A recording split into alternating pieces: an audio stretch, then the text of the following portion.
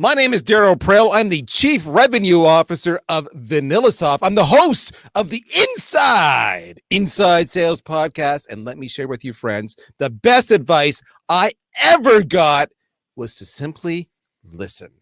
Don't listen for when you can next speak.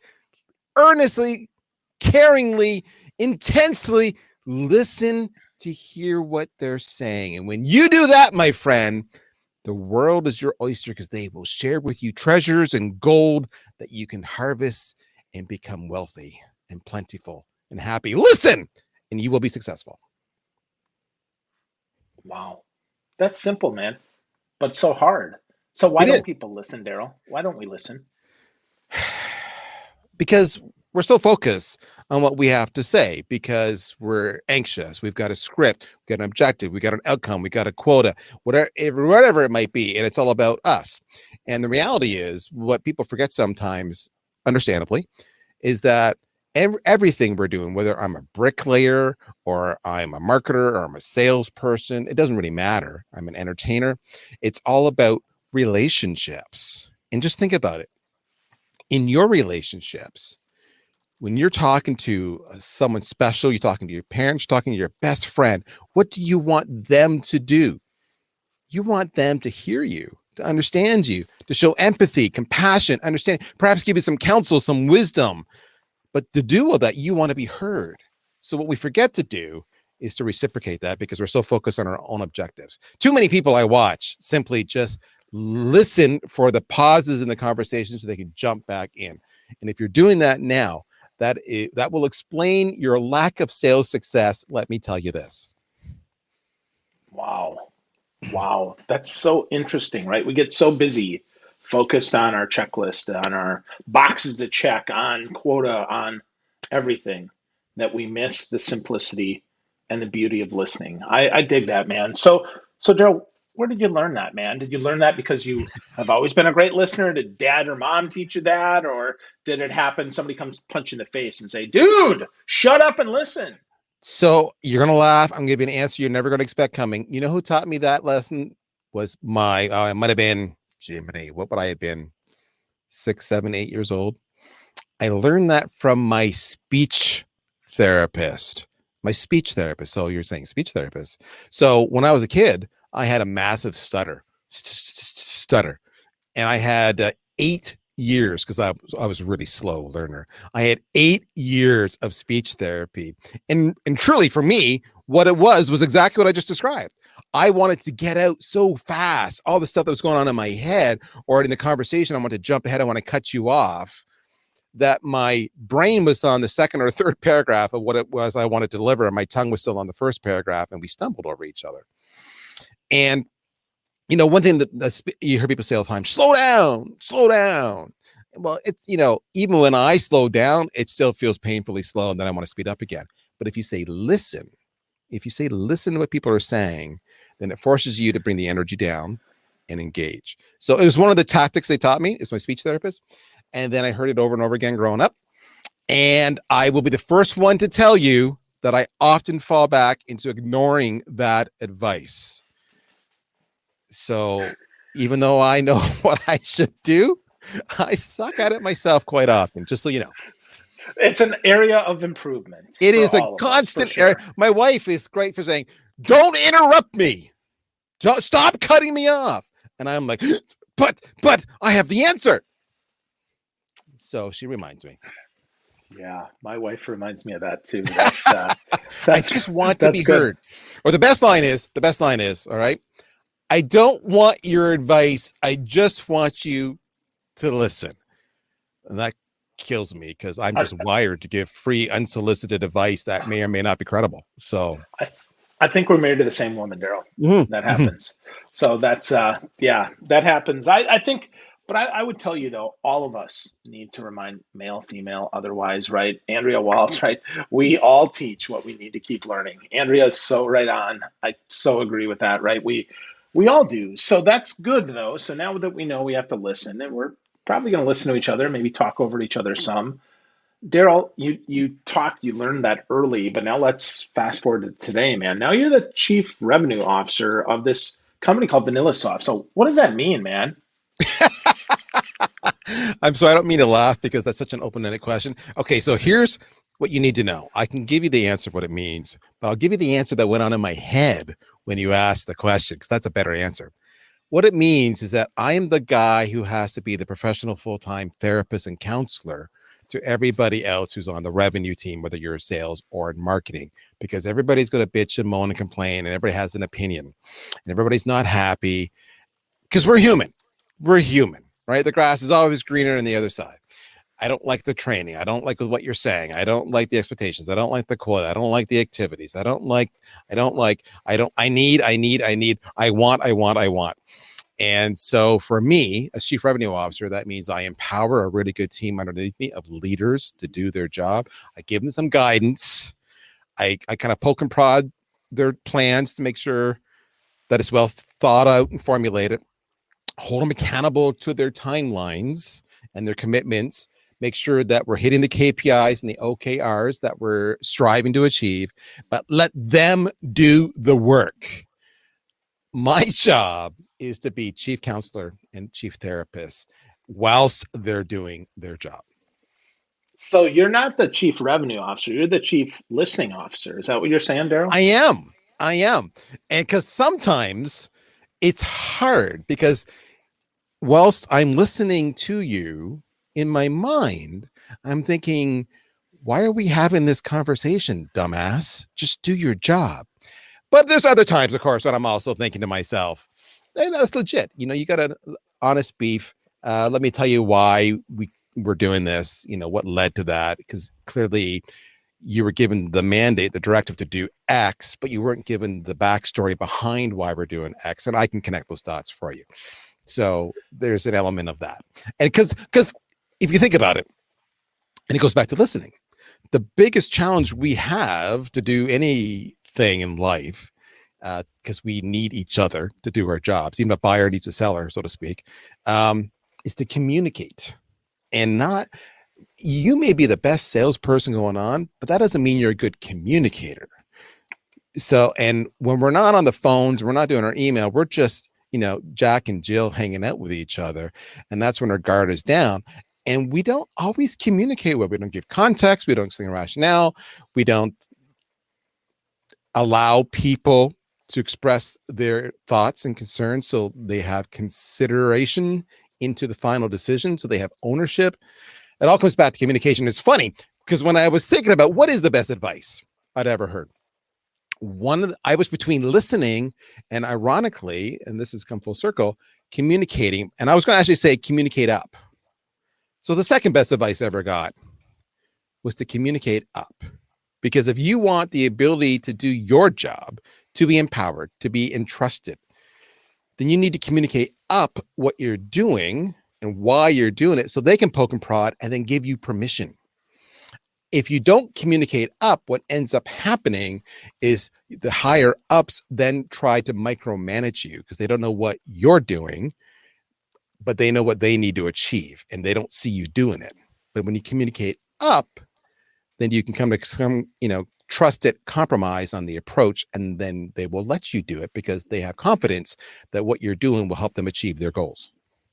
That is solid advice too, right? I think that's something that is hard and simple, right? It is hard because either we assume, like you said, when you're thinking about folks, oh, well, why are you asking this question? Just go do it, right? As a leader, sometimes don't we think that we want to just take action, right? Mm-hmm. Don't we ask for forgiveness instead of permission? I mean, why do we communicate up, Darryl? Talk to me more about that, man. How is that not a contrast, or how is that not intention? So I'll give you an example. So before I was chief revenue officer here at VanillaSoft, I was the chief marketing officer. That's actually why I came to the company. And then they were stupid in 2020 and they said, hey, you need more stress in your life. Here's this job title. And I was even more stupid. And I said, thanks. I'll run with that. I would talk to my CEO once, twice a week. How's it going? Yeah, we're having good. Yeah, we're on the show. Yeah, we got printed. Yeah, we got somewhere. Yeah, the leads are going great. That was kind of it. And because there was a good rhythm, it was fine. Life was grand. No shortage of leads. He trusted me. I trusted him. When I became CRO, clearly that was a transition in the upper ranks. So that means I was brought in to fix an existing problem that was perceived in the organization, and they wanted me to move forward with it. So why did I communicate up? My communication went to 2 and 3 and 4 times a day, every single day. Because what I would do is I would communicate up my challenges, communicate up my observations, get their feedback, this back and forth. Because what you want is you want the stakeholders who control or influence your role to have a sense of ownership. You want them to buy into what you're doing. So you're right. You can beg forgiveness, and you can still do that a little bit. And here's the funny part is it's actually really easy to do your own thing and to even be so bold as to make brash decisions that don't factor in others because you think, damn it, that's the right thing that needs to be done. When you're communicating up all the time, because all the stakeholders individually feel like they contributed to your decision. Therefore, they take ownership in what you're doing right now, right?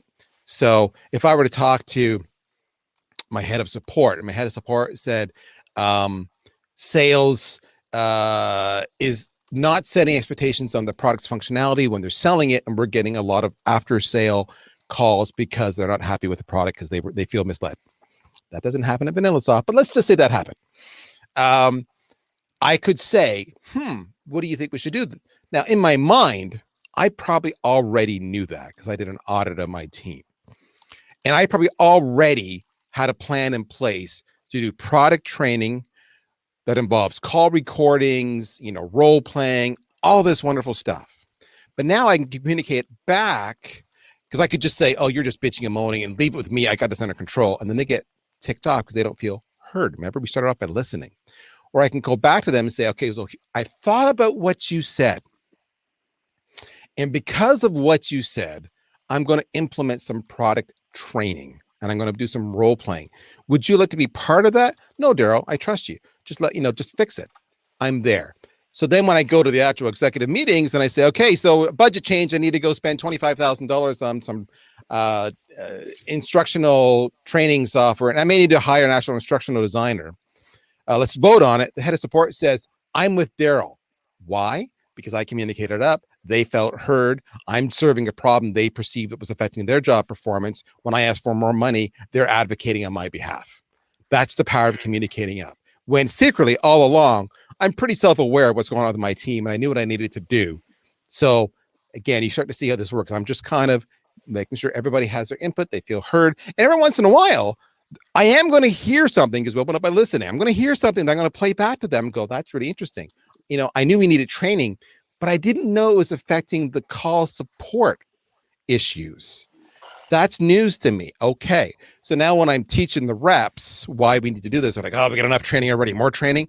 I'm going to say, do you know that we have higher churn because we're misleading them on its capabilities, and support's call volume has gone through the roof, and they've had to hire more people to staff that up, all because we're not doing it right from the get-go. That's why we need to better do this. Oh, okay. I've got context now. Okay, good. So that's the power of communicating up, is you're getting advocates and you're getting stakeholders who are entrusting you in your plans because they feel that they're part of the process. Yeah, well, you get commitment instead of just compliance, right? You get Bingo. people who actually are bought into what you do and really, really want it to succeed because it's part of their plan and not just part of your plan. So Is the that one what thing you're I would, saying? that's exactly what I'm saying. And I'm saying, let me, as you listen to this, what's your career aspirations, right? So for those of you listening, do you aspire to be a senior executive in an organization? Is that your goal? Okay. There's two ways you can do this. You can be a bully, and as long as you get results, they will trust you for a period of time. But the minute your results crash, and by the way, everybody crashes at one point or another, you're going to be gone, because they only kept you around because you got results, but you were disruptive to the company and you affected negatively the culture. That's one approach. The other approach is when you lead by example. You listen to the people involved. You recognize that 1 + 1 is 3, etc. That's communication. Part of that is listening. Part of that's communicating up. So when they see that, people say, I may not agree with Praill, but I know he's not malicious, and I know he's kind of smart, and I know he's got the best interests at mind, and I feel heard. So even though he doesn't agree with me, he doesn't do what I tell him to do, I do at least know that I had some input, therefore I'll follow him. And that's how you become a senior leader who's successful and sought out. I've learned this the Yeah. hard way by being fired more than once. That's another story for another day. Well, I think, to your point, though, we all stumble. We all sometimes miss. And if we miss because we have people's best interests at heart, we have an opportunity to try again. But if we're being malicious, being a bully, being someone who runs over people, runs through people, well, chances are they're going to find a way around getting you promoted, giving you another chance. They're going to be like, whoa, this is a pattern. What's going on here, Phil? So I dig that, Darryl. I think those are two great pieces of advice, but like marketing and now over sales. I mean, do marketing and sales, do you guys actually work together? How's that work, man? So I actually got off a call within the last hour where we were having a conversation, and the conversation was basically that. And I said, here's what you need to understand is that marketing and sales have never, ever, ever, ever been more blurred and more pseudo aligned in the history of sales and marketing. So, great example. I recently went to my first event ever since pre-COVID days. And I was speaking, I was at the live event. It was down in Atlanta. It was June. And I was using this as an example. I said, so what was taking place at that event? I said, this is just one example. I said, one of the big sessions was basically where we were teaching sales reps how to write emails. Think about that. That was never a sales rep skill. That's marketing. Marketing does the A/B testing. Marketing does this. I sent an email blast not too long ago to my opt-in base of sales leaders in the world, and I had somebody respond back to me and it says, "Your email sucks." So I knew right away where he Whoa. was coming from, and then it was all ego. My subject line strive an 84% open rate. And if you ever need help, just let me know because I'm the boss. So now the marketer in me says, nobody has a freaking 84% open rate. So buddy, you're clueless. That aside, I was gobsmacked. I'm like, when have I ever had a sales rep tell me that my emails suck? So our sales and marketing, a cat and a dog, kind of at each other. Sure, there's always an element of that, and that could be resolved. But the roles are blurring. And as I said, to me, I don't view it as sales and marketing anymore. In fact, the first thing I did, I was about a month into my job of being CRO, and I realized about a month in that I still have a sales team, I still have a marketing team, and that was wrong because they weren't talking to each other like they should be. And so I took the leaders of both of those teams and I put them, created a dedicated Slack channel, created a weekly meeting, and I said, guys, we're not sales and marketing at this meeting. Look around the table, the virtual table. This is the revenue team.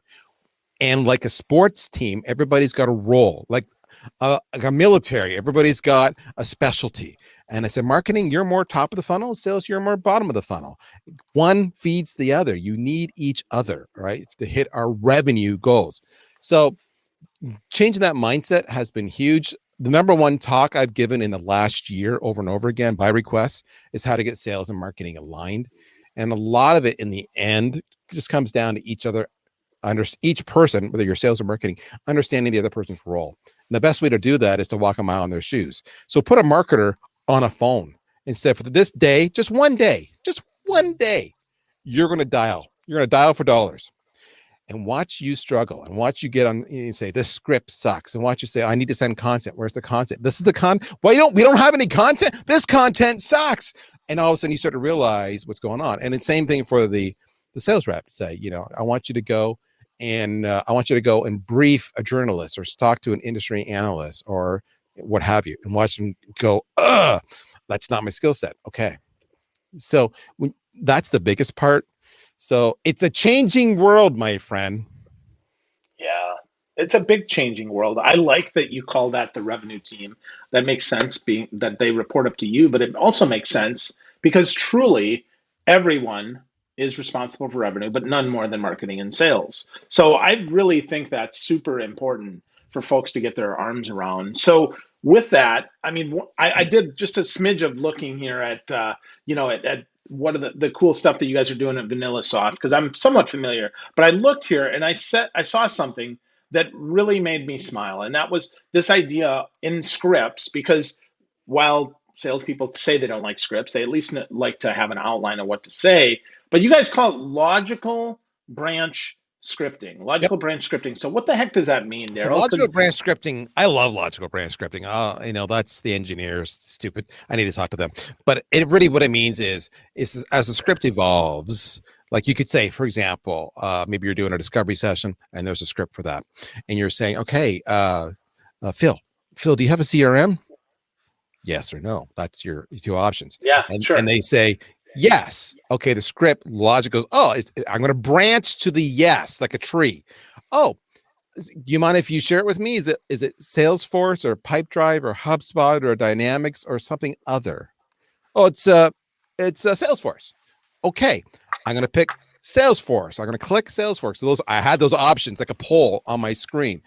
Boom, it branches again. Oh, okay. Well, which edition of Salesforce do you have? Professional, standard, enterprise, what have you? Enterprise branch. And the whole time it's doing this, it's walking you through what to say as you branch your yes and no's or your options, what have you.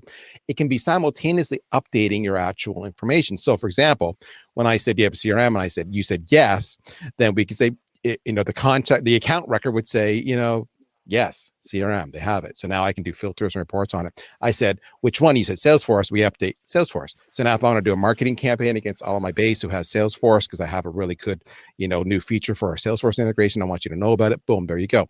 So you're eliminating the data entry for the sales rep themselves to do it, which can always be hit or miss. So it's just a guide. We have many users who use it verbatim. This is what you say. Do not deviate from this. By the way, that's bad. For the most part, what it is, it's an outline. All right. We want you to own the lines and make it yourself, but we want you to actually give the answer. It just helps them. What I find about scripts, I've heard this best because I fought with many people about it. Benjamin Dennehy and I, the UK's most hated sales trainer, had a whole webinar about this. And he called me a sissy because I was pro script and he was anti-script. And he's stupid. So there we go. But I love him. The biggest thing I see over and over again is it's just what scripts do is make sure you don't miss anything, right? So you can go off on your own tangents, but you're like, oh shit, I forgot to ask about the CRM because it's in the script. I can see that. I can go back and it's a reminder. So I'm a big script guy. I am not a big read the damn script verbatim like a robot guy.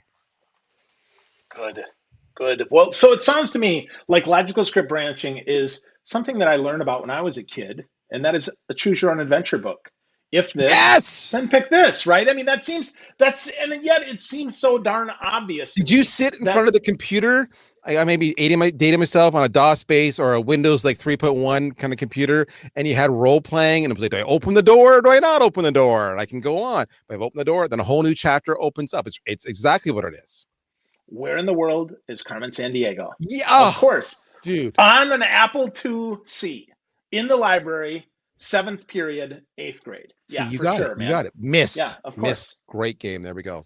I'm sorry. I'm dating myself too. For sure.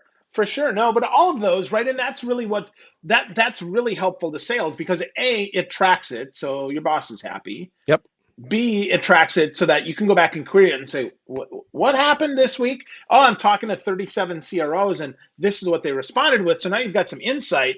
And third, it helps you not stumble so much because you know that it's right there. And if you listen, you can pay attention and you can hear where it logically needs to go. Am I getting this logical script? You're totally getting it right. But the funny part, I was on a podcast recently with my good friend. I'm Mr. Name Dropper, by the way, so just ignore me. My good friend Michael Bedone, and I love it because Michael was sharing. He goes, people are afraid of the phone, so they're using the phone, and he goes, and this is what happens every time someone actually answers the phone. No, and they're like, "What do I do?" Right? And it's legit. We've all been there. It's like you go like, oh, stage fright. Line, please, line. And the script, the logical branch scripting is that person in the wings saying, Wherefore art thou, Romeo? Say it now, that way. So, that's the beauty of it. We've all been there. But it's also equally great for discovery.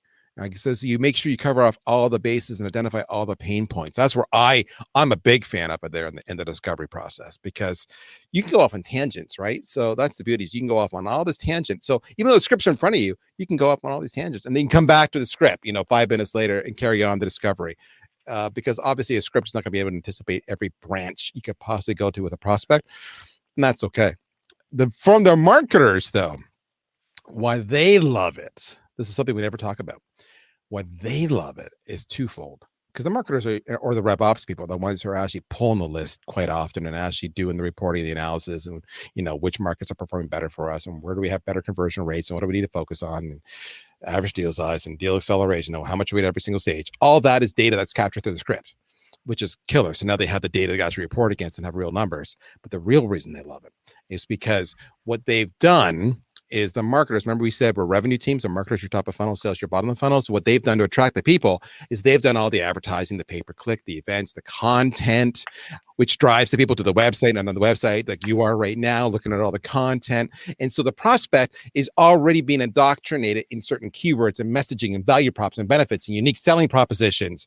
And it's because of that they've said, yes, I'll take your call, because they saw something they like. So now if the sales rep goes off and uses a completely different vocabulary or benefit statement, then it confuses the hell out of them. And that's when you have a massive, drop in conversion rates, because I'm like, this is not what I thought.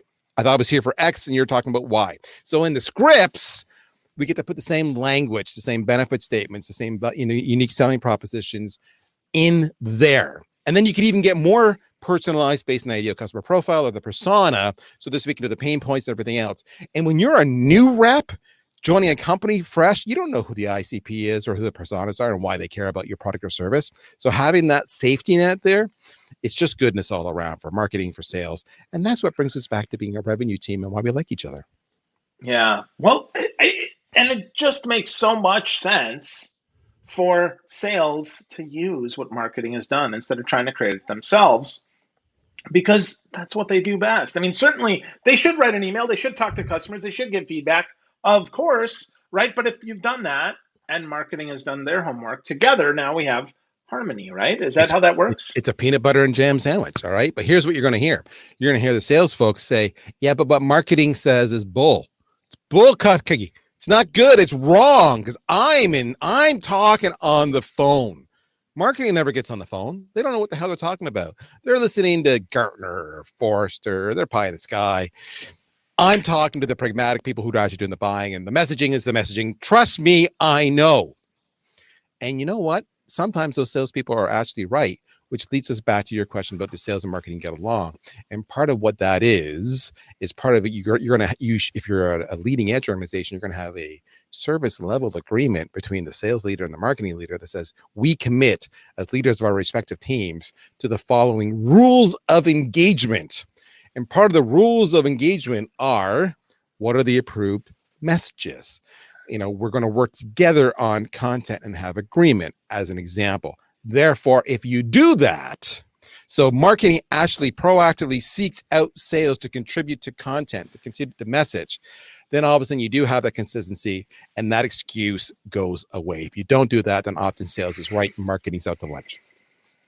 Yeah. Well, and if it was just as simple as sending a bunch of emails, then sales wouldn't be needed either, right? I mean, if it was just nurture, well, then we don't need sales either. So that's so wild. So Darryl, if we're looking at this holistically from the revenue side, and we're all in revenue, right? We're in sales, we're in marketing, we're on the revenue team. Yep. We're thinking, oh boy, this is a lot, man. How do I get started on this journey towards getting that alignment, or even thinking about, oh boy, now I hear you, I need to redo my website and I need to redo my sales conversations.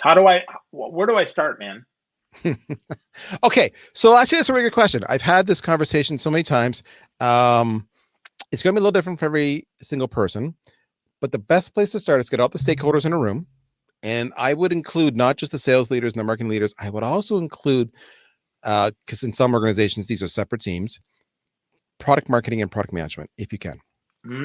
And this is what you're going to do. You're going to go around in a round table in a safe environment, and you're going to say, we're going to get some consensus on some foundational elements. So these are some of the questions you're going to ask the team. Everybody's going to put their answer maybe privately and then present it just in a casual setting. And no one's allowed to react. You just listen to it. And maybe there's a master person keeping track of all the answers on a board so that you can actually, when everybody's had a chance to deliver their answers, you can go, holy shit, are we dysfunctional or what? How do we make a single sale? You're going to ask them,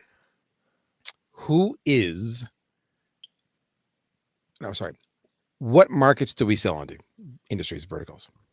Who is our target ideal customer?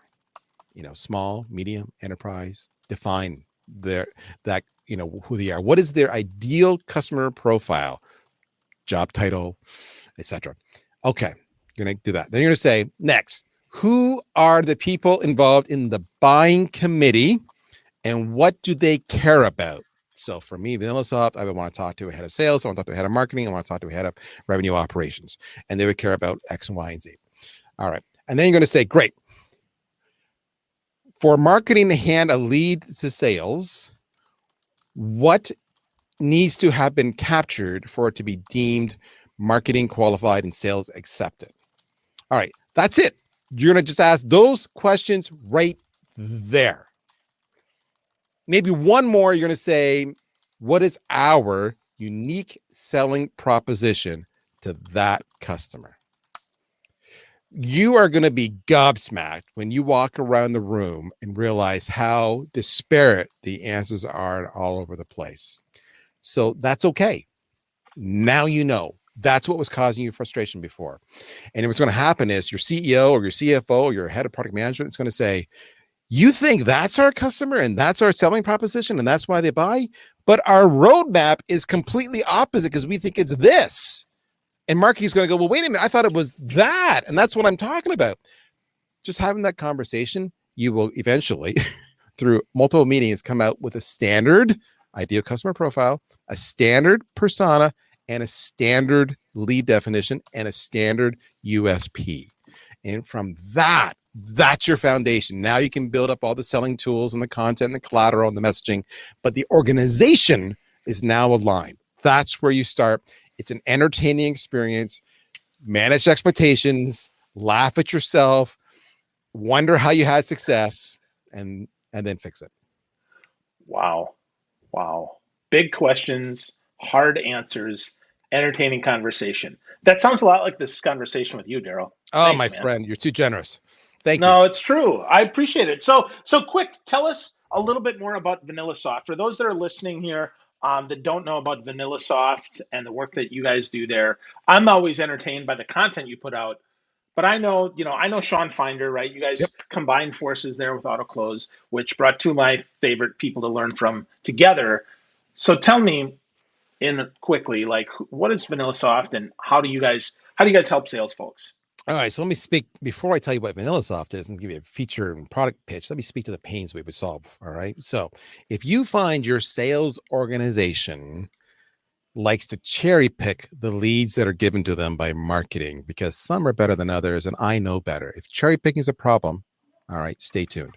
If you find your sales team takes a long time to follow up leads that have just been handed off to them, even though we all know you should respond to them within an hour, statistically, stay tuned. If you find your sales reps make 2 to 3 attempts per lead and then they kind of give up, even though we know you should do 9 to 12 before you'll ever have success, according to all the stats and research out there, you've got a problem. If you know you've got sales reps who are afraid or blatantly avoid specific channels, maybe they are afraid of the phone and never use it. It's all email, baby. Or maybe they're afraid of social. And because of that, there's a third or more of your target prospects that are not responding to you because you're not at the channel where they hang out. You've got a problem. All of that plus more is what we solve. We do a thing called sales engagement.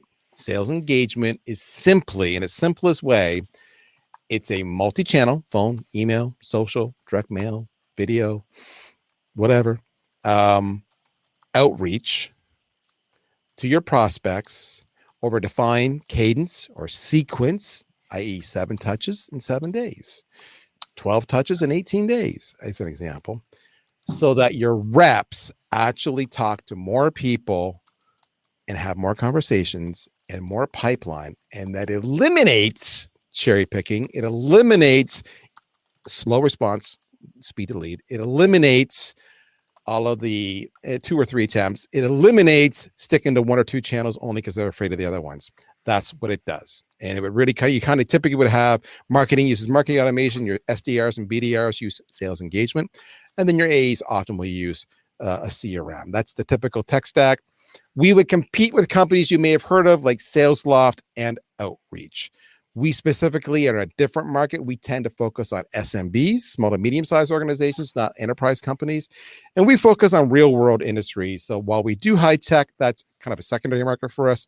We're into things like insurance, finance, higher education, not-for-profits, manufacturing. There you go. That's the pitch. How'd I do?